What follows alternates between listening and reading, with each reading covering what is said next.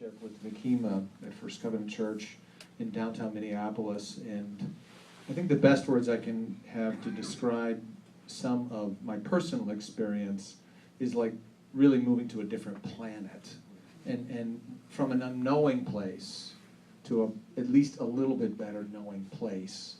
And the unknowing place really resonates when you talk about the police force from a sense of, well, to serve and protect, and really no narrative of wrong or of even threat, none, zero.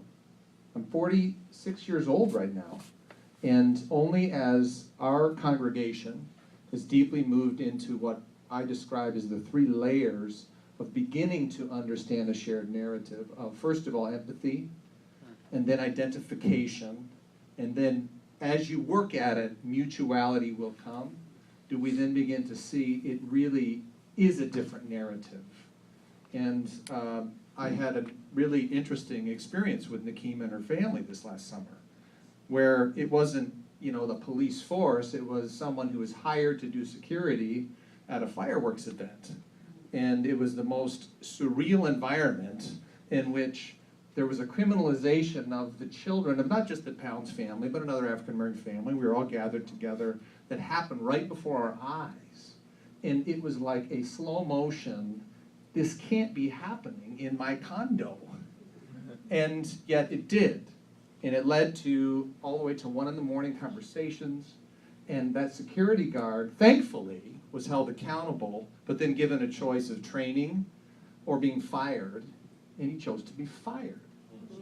And so it was, to me then, a missed experience of someone seeing a wrong and changing their hearts and mind. So as a pastor, I find myself really losing words, but needing to show up and own this conversation and continue with the Pounds family, continue with the congregation, continue to be comfortable with words like white supremacy and with great need for our structural institutions to become more self-aware.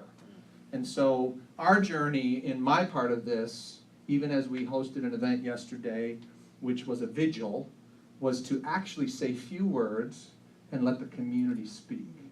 And that's what I feel as a white male pastor is my biggest role in this conversation, is to open forum, use the building, encourage the congregation, and then sit down and let the conversation take place.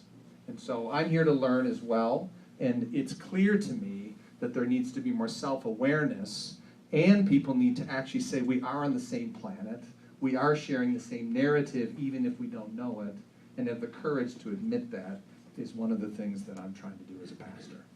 Thank you for that.